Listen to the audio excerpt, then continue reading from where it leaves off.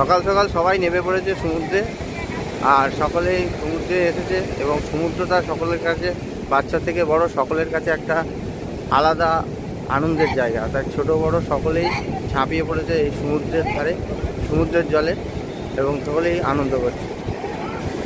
আমাদের দীঘার সমুদ্র থেকে পুরীর সমুদ্রের ব্যাপারটা সম্পূর্ণই আলাদা। এর যে ঢেউ, সেই ঢেউটা মনকে মাতিয়ে তোলে, অসাধারণ ঢেউ।